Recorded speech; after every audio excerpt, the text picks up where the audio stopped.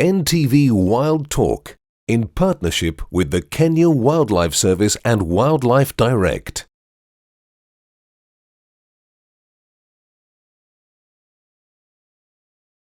Hello and welcome to NTV Wild Talk with me, Smriti Vidyarthi. Today we're coming to you from Watamu in the county of Kilifi. This episode has been made possible thanks to Safari Link that flew us over here and also to Medina Palms Hotel that's accommodating us. Now there is so much to learn, explore and discover in this little gem, and to help us do that I'm joined by Ntindi Kasim. She is the Kenya Wildlife Service Deputy Warden at the Watamu Marine National Park and Reserve, and she joins me now. Great to see you. Good morning. Salute to you. Good morning. How are you? Very well, thank you. Pleasure to have you on NTV Wild Talk. Now, Ntindi, this is the first time that NTV Wild Talk is coming to the coast. It's a new experience for us, and of course an awesome experience it will be for our viewers. There is so much to discover. Tell us, what can we expect on this trip? We are going to the Marine Reserve first, see the mangrove cover which we have as an attraction, and see the local community swinging mangrove boardwalk which is within the Marine Reserve. After we go to the Marine Mangrove Boardwalk, we go to the coral garden, do some snorkeling, see the different types of corals, see the different types of fish, enjoy ourselves, cool ourselves. Yes, lots planned, of course. Watamu does have its challenges like any other area does, but the KWS and the community are all working to address those challenges, and there are successes. So let's make a move. It is scorching here, but we are going to get in the water. We need to get into our appropriate gear, so come with us.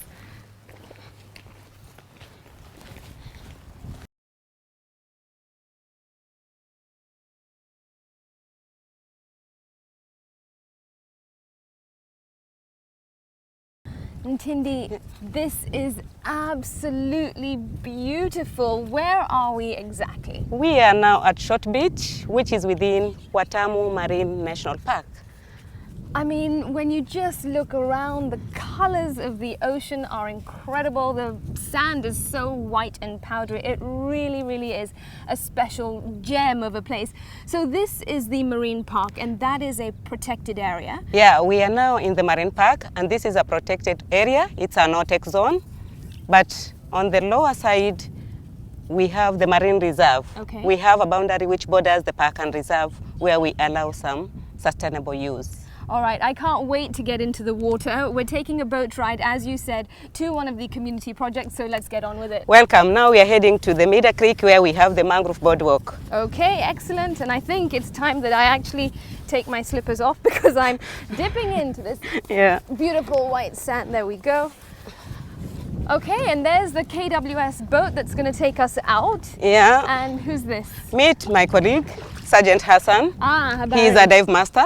He'll be with us. Oh, excellent. Good. Good to meet you. A dive master. I look forward to learning about what that is all about. Yeah. All right, so let's get on it. And actually, my crew is also here with us. NTV Wild crew, come along Welcome. with us. All right, let's get on board. And of course, Fidel behind the camera. We can't leave you behind.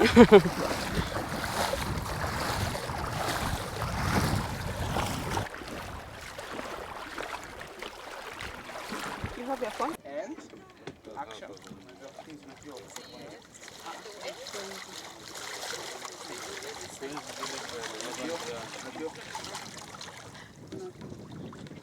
We are all set and ready, life jackets on, heading out into the open sea, our coxswain, and that, by the way, is a operator of a small boat. Are we ready?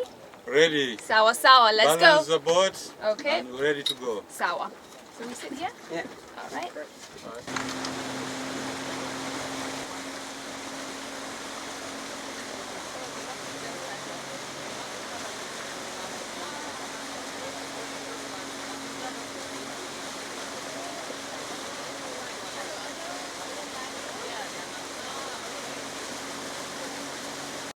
So we've just stopped at Mida Creek, which is within the National Reserve. Most of it is behind us, but we've now channeled and come out into a canal, and it is an absolutely stunning area, so serene, So peaceful. You can hear birds tweeting in the background, and also we are surrounded by incredible mangroves, which is a type of tree, isn't it? Yeah. Tell us a little bit about where we are, first of all. We are within the Marine National Reserve of Watamu, which is mostly covered by mangrove cover. We are at a channel where we have mangrove cover, which is very important for us in terms of breeding ground. It's a breeding ground both for fisheries and birds.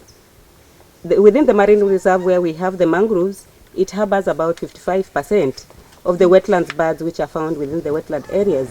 So Watamu is known as important bird area because we have some birds coming in, both migratory and resident birds, coming for roosting. So we also have different types. Mostly at the creek we have about 7 which are found, and it's an attraction to tourists. It is important because it is a nesting ground for the birds, different types of birds, and we have also crabs residing in the mangroves. It also protects our shoreline from erosion. Okay, Yeah, so so- really these beautiful trees aren't just here for show, they really do play an important role. And we'll find out more about that in just a moment. But tell me first, what are some of the key challenges that this area in Watamu faces? Overfishing, because most of the locals have overdependence on the marine resource which we are conserving. So we have so many people utilizing the resource, and the resource is It's not depleting, that, yeah. it's depleting. The reserve covers about 32 kilometers square, which is a small area for more people to utilize it. And we have some people also looking for baits. As they look for baits, they dig along the shoreline where we have mangroves. They cut the roots of mangroves. Some of Okay. the mangroves end up dying. Yeah. We have issues of people, some of the people using illegal fishing gears, like the spear guns. So we do a lot of patrols to control, but still we have that challenge facing us. We have the issue of global warming, where we have some issues of rise in sea level. So some of the areas where we were having mangroves currently are degraded, but we do a lot in terms of collaborating with the community people in planting some new seedlings where the areas are degraded. Right, and we will of course meet some of those community members who are working to help conserve the environment, which really of course does need to be conserved. This is such a precious area, but there are cases where it is under threat to an extent. Now this area behind us, it is open to the public, isn't it? Yeah, we allow sustainable use within the reserve, but we control the fishing gears which they use. That's why we say that we have some issues of some using illegal gears. So we do patrols to control the gears which they use. But in the reserve, we allow the local people to do some sustainable use to help them in their daily livelihoods. And that's like fishing, for Yeah, example. that's like fishing. We allow also community people to do some tourism activities within the marine reserve, like canoeing. Okay. At the back, you can see we have some canoes there. They're for Yes. the community people. All right. They hire to the tourists who are coming in at the picnic area at Sudi. Oh, and this behind us is we a have picnic a picnic site? area behind where people do come for picnic lunches. So after lunches, the community people hire their canoes to And the out they tourists, go. and they take them along the channels, view the wonderful mangroves Yeah. and the different types of birds which we have. All right, it really is a very, very special place. If you haven't come, you need to. But for now, let's head on because there's so much more to see in this gem that is Watamu. Coxswain, are we ready? Ready? Sawa, let's go.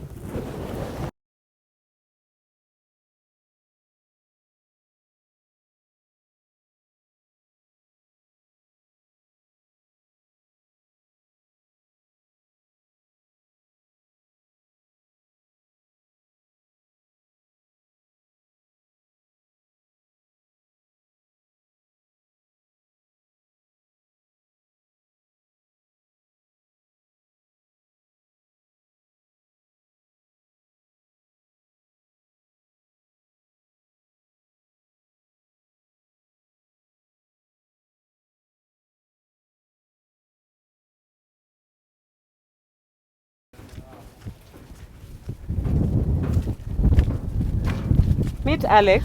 All right, hi Alex, Hi. good to see you. Me too. Now, we're still here at Mida Creek, but what is your role? What do you do here?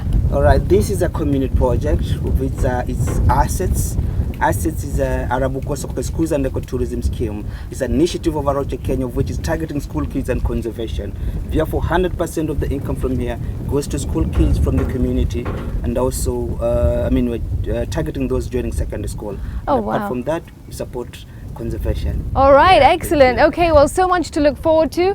I guess you're going to head off and show us more about this community project. Exactly. Sawa. Yeah, thank you. Okay, Yeah, lead you're the way. welcome.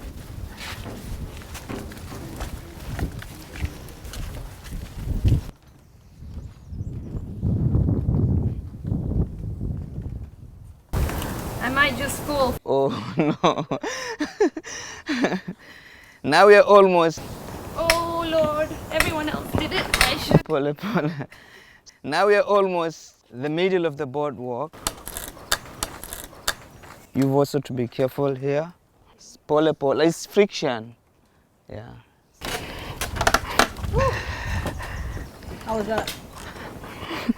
A little bit nerve-wracking. Not so bad. So we've just finished a very wobbly, wonky walk along this incredible boardwalk, and it is actually made out of mangroves. Exactly, yeah, mangroves. And mangroves, as we established, is a type of tree, and we are surrounded by them. Alex, so that was a pretty fun walk, but now we are really surrounded by a really incredible environment. Tell us where we are and what is surrounding us. This is Mida Creek, and okay, it's under Kenya Wildlife Service of which the creek covers an area of 32 kilometers square, consisting of mud, sand floods, and deep water channels, framed with one of the most productive mangrove systems in the world. Wow. So by visiting Mida Creek, you are likely to see mangroves. We also have about 100 species of birds. And most of the birds we have are migrants. They come here from Europe and also from Asia, which they normally migrate by September they're here, and April most of them go back to Europe to breed. And they're here thanks to the mangroves. So if we didn't have them, the birds wouldn't be here. Yeah, you are right. They Oh, come wow. because of the mangroves. So the mangroves play a very important role towards the ecosystem. And how many species of mangroves do we have here in Kenya? Okay, within Kenya there are eight species of mangroves. Within East Africa there are 9 species, and here in Mida Creek we have 8 species. And as you walk around, you'll be seeing them from their different zones, because they normally grow within 3 different zones. So explain that to us. Where do they grow? What are the different zones? Within the creek there are 3 zones. The first is called land margin, and the mangroves you're likely to see there are the white mangroves. These are now the white mangroves. Oh, behind us. Exactly. And you can actually see that they do have a little sort of few specks of white. They are lighter in colour. Yeah. All right, so further away, those are the white ones. Okay, and then just here behind us, what are these? Because you can see they look rather different. Yeah, this is a different type of species. We are right now within the middle zone, and these are now the red mangroves. They're also called Rhizophora mucronata. That's the botanical names. Okay. You can see they also have different types of roots. Yeah. The roots come out of the mud. They have prop roots. You see the roots? They come out of the mud. Yes. Yeah. Wow, they really are big, big roots. And then what's interesting is if we compare these roots to the one of the white mangroves, those little things sticking out from the sand, those are actually roots of the white mangrove. Yeah. For the white mangrove, they have the pencil-like things. We call the pneumatophores. So within the land margin, it's normally flooded twice a month. And because this is always wet, so the white mangroves cannot breathe. That's why they have then the pneumatophores going upwards to make them breathe easily. That is nicely. amazing. And then what about the third species? Describe that to us. The third species is called Soneracea alba. Okay. They are mostly found within the sea margin, because where they are growing, they've always to be where there is the sea water. And we actually came across a lot of those on our way here whilst we were on the boat. Yeah. And what are the importance of mangroves? Why are they critical to the ecosystem? They act as a filter for the creek. What I mean is during rain season, water from mainland drains in the creek, and by the time it comes in with sand, sediment, and silt. So if this is by chance taken to where the coral reefs are, they automatically die because of the silt and sediment from the fresh water. But here, because we have the mangroves, they act as a filter for the creek. Right. So the sand, sediment, and silt is being trapped by the mangrove roots, therefore assisting the corals not to be destroyed. Wow, so you can even imagine if there was something like a tsunami, for example, Yeah. the mangroves would actually protect the people inland because Yeah. it would help stop the water from coming right through. Is that right? Yeah, you are right. In fact, during the time of tsunami, there was not a lot of effect here because of the mangroves, because they act as a barrier for the for the waves, so they can't do a lot of damage within the mangroves. That is incredible. And are mangroves under threat? Yeah, because a long time ago, the community used to snake in the forest, exploiting the forest due to the poverty level here. They were cutting trees to sell. I mean, apart from that, they were also using the mangroves to construct houses. Really? That's why then we came up with the idea of starting a project to support the community and also educate them about conservation. So we are working closely with Kenya Wildlife Service and Kenya Forest Service to make sure that this is the mangroves are being conserved. So really you are conserving the mangroves, which play a huge role, but you're also helping the community. So tell us, what role does the community play? We have our mangrove nurseries to plant where they were exploited.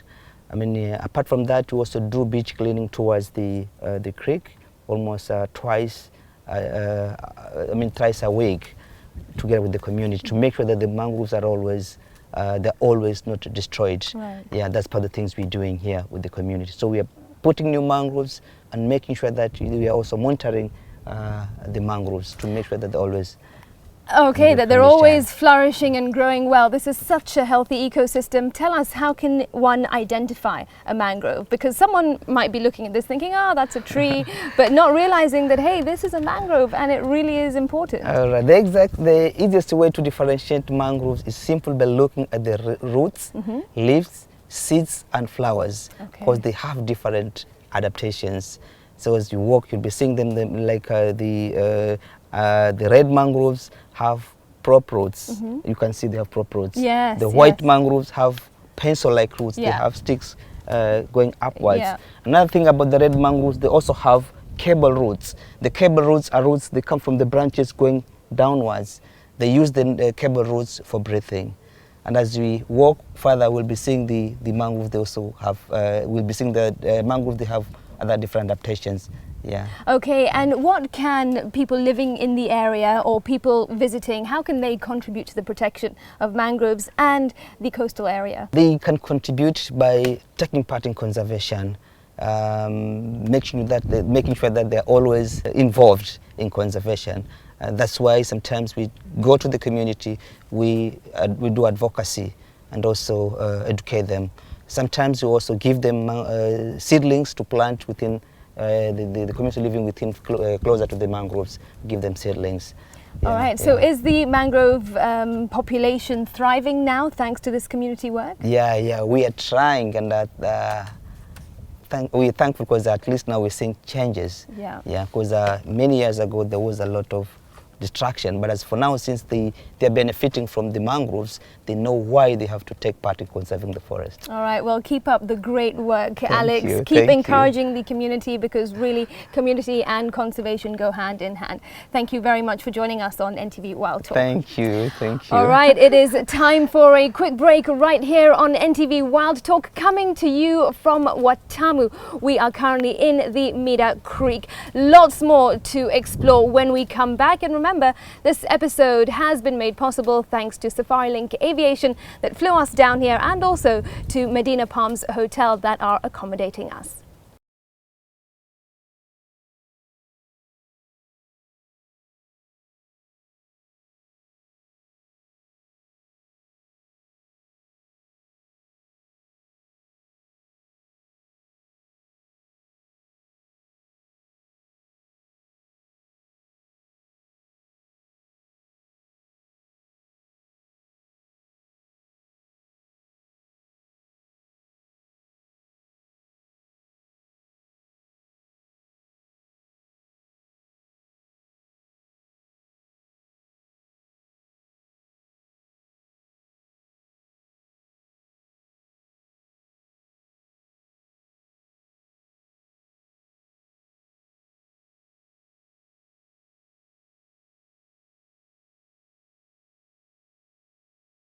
Welcome back to NTV Wild Talk with me, Smriti Vidyarthi. Right now, coming to you from the middle of the incredible Indian Ocean here in Watamu. Now remember, this episode has been made possible thanks to Safari Link Aviation that flew us down here, and also to Medina Palms that are accommodating us. Now with me on board is Peter Musembi. He is a marine researcher with Aroshe, Kenya. Great to have you with us. Thanks for joining us. Thank you, Smriti. Now, Peter, what exactly does a marine researcher do? It sounds pretty cool, especially if it has anything to do with this amazing water around here. Absolutely, it's something incredible everybody will love to do. And what we do is mainly just studying the ocean, see what the different components of the ocean are working and how these are helping both in terms of ecosystem balance as well as livelihood for people living around this area. And why do you do it? Why would you have chosen to become a researcher of the marine life? One, it's because I think the ocean has been much neglected for a long time. People don't understand how incredible and how resourceful the ocean is. And we still have very few marine researchers who are trying to understand how this valuable resource we have and linking this with what people are doing and how that is affecting both the people's life as well as the ecosystem of the ocean. All right, looking really forward to learning so much more, because beneath us it's an incredibly just different world altogether, full of coral and fish. So let's get to it. But before we jump in, I am about to find out more about how exactly to go about snorkeling. So in order for us to learn more about marine life, we certainly need to get down into the water, into the ocean, and we're going to do that by snorkeling. With me now is Sergeant Hassan of KWS. Sergeant, good to see you again. You are a dive master. What exactly does that mean? Well, a dive master actually is like an assistant instructor, whereby he is supposed to help an instructor while having students diving, especially the beginners like the open water divers or advanced open water divers. All right, so you spend a lot of your time in the water, no doubt. We are not exactly diving today. We're not going deep down, but we are going to snorkel, and it is a little bit rocky. But here there's a lot of gear. For someone who has never snorkeled before, I have, what should they expect? You begin with the mask. You have to make sure that you clean your mask. When it's clean, that it will make you to be able to see underwater. And again, you have to get your snorkel. This one helps you on the surface while breathing. And again, you have to get your fins. These are the fins. Flippers, they help you swim, right? Yeah, this actually helps you moving you either backwards or forward, depending on your size. And of course you've got to breathe pretty carefully, but it is quite an art, but I'm sure we'll get it right. Okay, looking forward to it, Sergeant, excited about it, but what must someone be careful and cautious about? Because there is coral and plenty of marine life, of course, in the ocean. In that essence, when you are diving or when you are snorkeling, because this is a marine protected area, you have to make sure that you don't stand on corals, because corals actually are fragile because they take a long time to grow. At the same time, there are some organisms which are really dangerous. So most of the time we encourage visitors coming here doing snorkeling to just to see but not to touch anything. Okay, all right, we will follow those instructions. It is very, very critical. And guess what? You know, I just found out today that we actually have a fish in this Indian Ocean that is just like Nemo, and also Dory from Finding Nemo. So let's see if we actually do find Nemo. Let's get ready and jump in. Thank you. Please don't miss a little bit.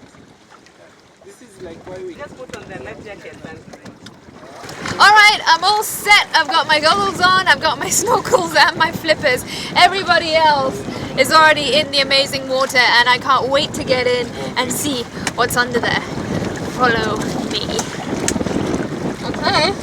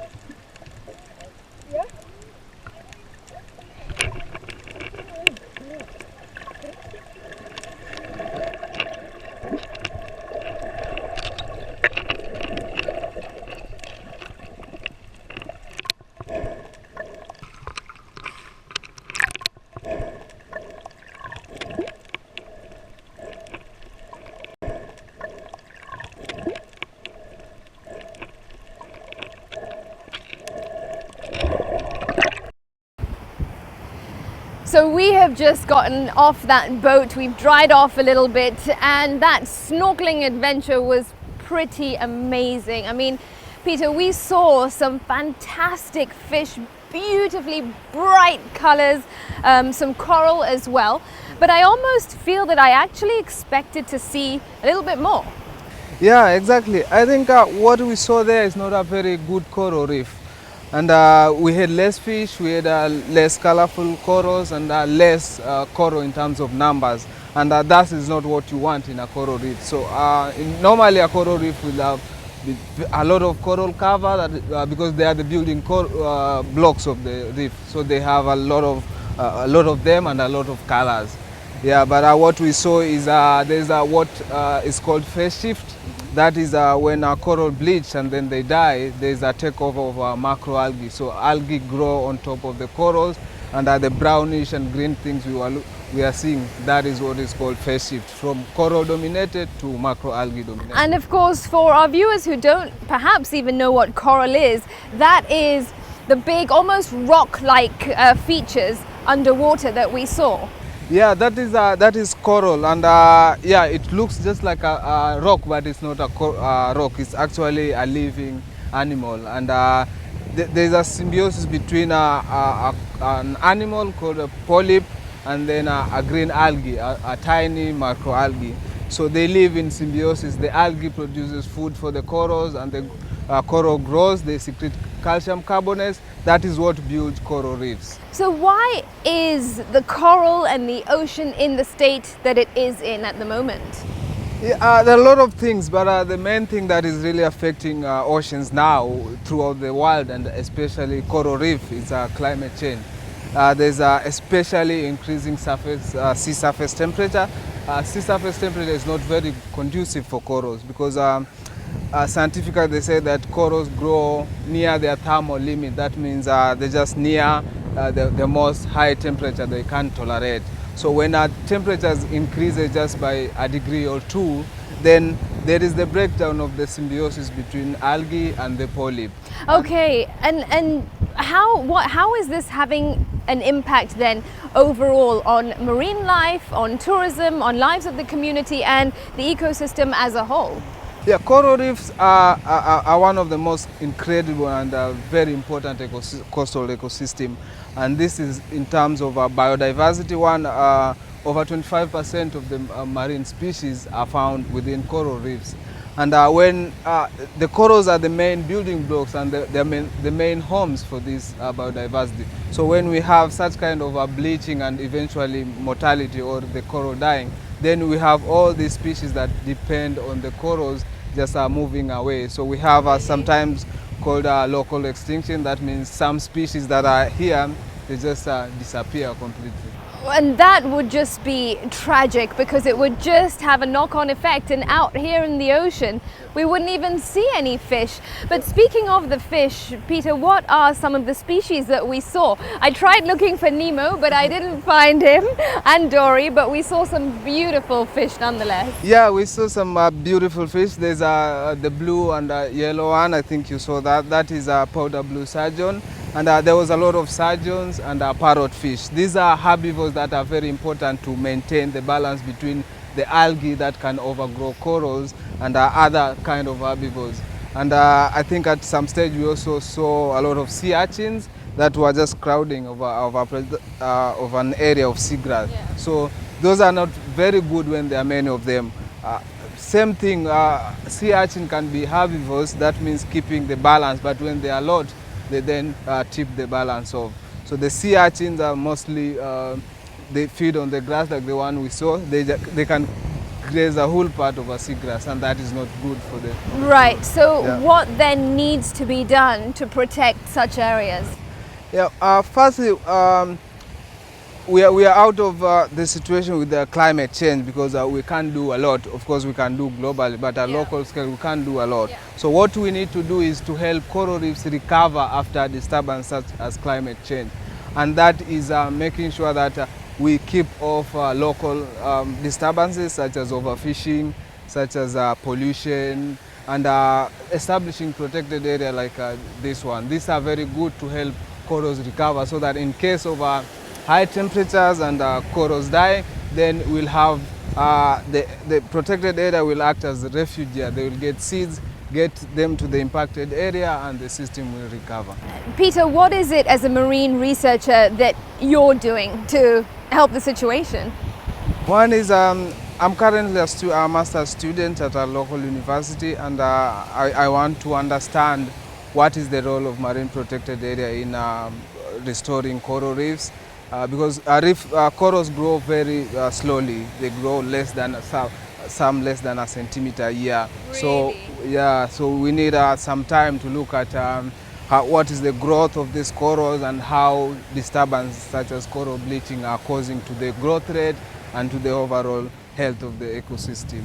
All right, well, that is certainly what we hope for, because this is a gem. It is such an incredible place.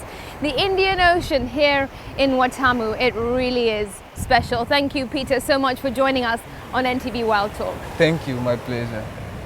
So it's unfortunately time to end our day here in Watamu. It's really been a fantastic experience discovering the gem that is Watamu, the incredible ocean, the beaches and everything that comes with it. Ntindi, just briefly though, what are your hopes for the future of this region? My hopes for the future of the marine protected area is that we'll be having more people know about the marine resources which we have in Kenya generally, and the importance of conserving the marine resources which we have, both in terms of education, community livelihood, and as a heritage for the country of Kenya. How much of a challenge is it, and how rewarding is it protecting this beautiful marine life? The challenge which we have is that you have to be on 24/7, because for the patrols and monitoring of the protected area, mostly we do it on tidal times. When it's low tide, it's when we have a lot of activities taking place and you have to go out, whether it's day or night. So you have to be dedicated to your work. Ensure that you are always reachable, because we have some people, even the other stakeholders, reporting on some issues on the park, like maybe if there's an illegal activity taking place at a certain point. So you have to be dedicated to conservation of the marine resource for one to succeed. All right, and how rewarding is it for you personally? It is rewarding because as a Kenyan, I feel good conserving our national heritage, which is the marine protected area, for the future generation.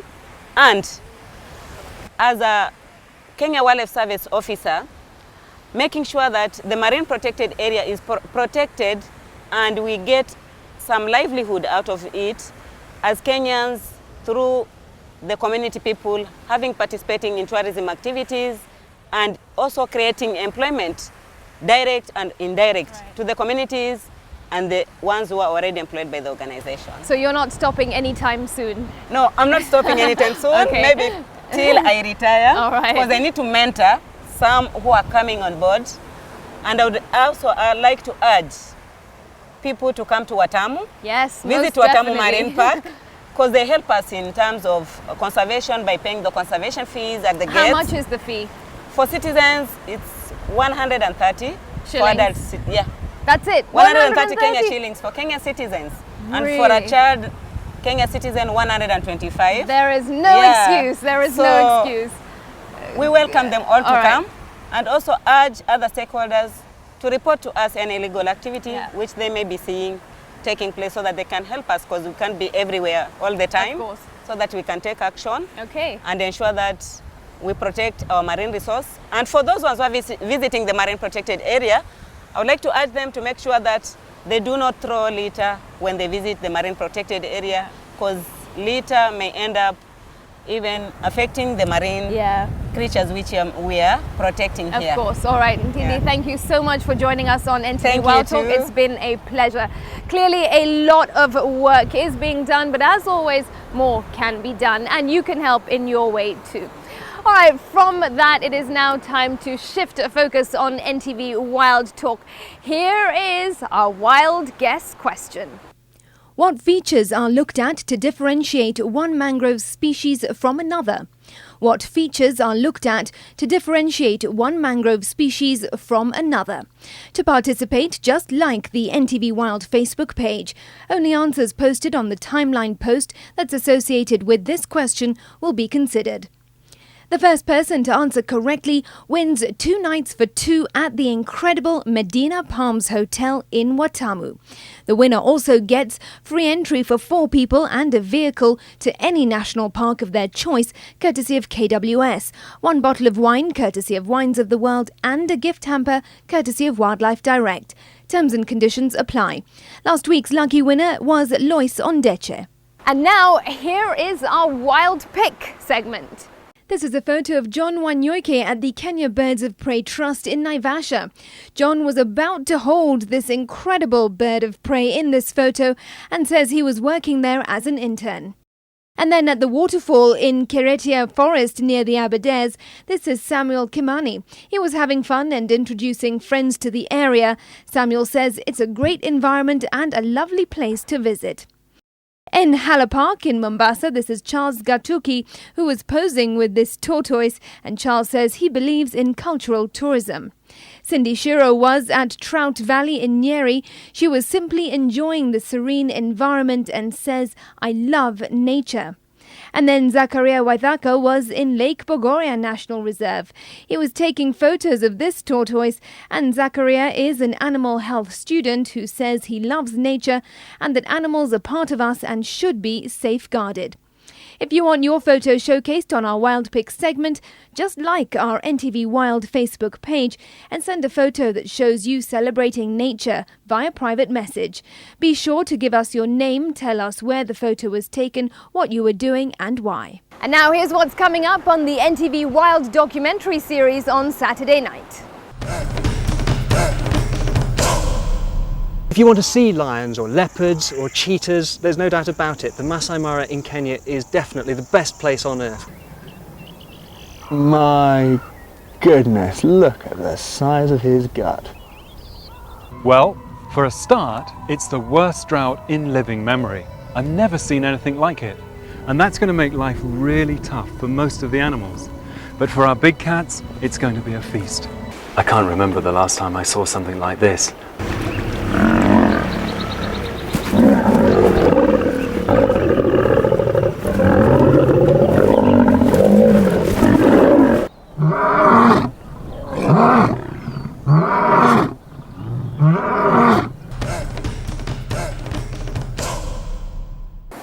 Come to Watamu. What more can I say?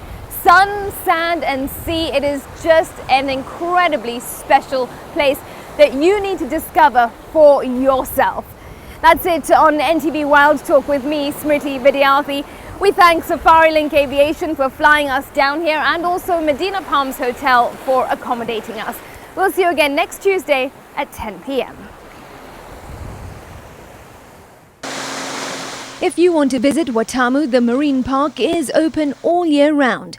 Watamu is 120 kilometers north of Mombasa and 28 kilometers south of Malindi by road, or you can fly into Malindi airstrip or use Safari Link and fly to Vipingo airstrip. At the marine park, you can see turtles, snorkel at the coral gardens, visit the Mida Creek, bird life and so much more. It'll only cost you 130 shillings or 125 shillings for a child. There are so many places to stay in Malindi and Watamu, from basic properties to more luxurious ones like the Medina Palms Hotel.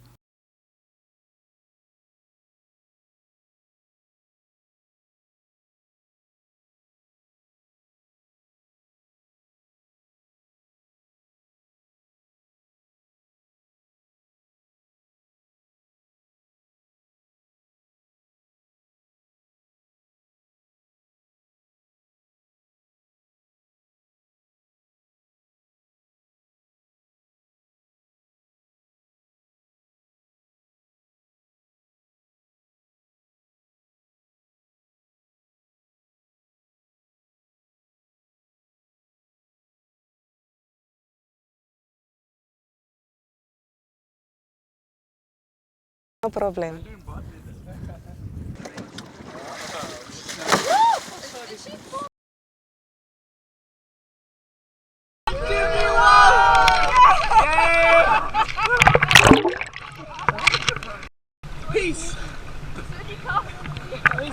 NTV Wild Talk in partnership with the Kenya Wildlife Service and Wildlife Direct.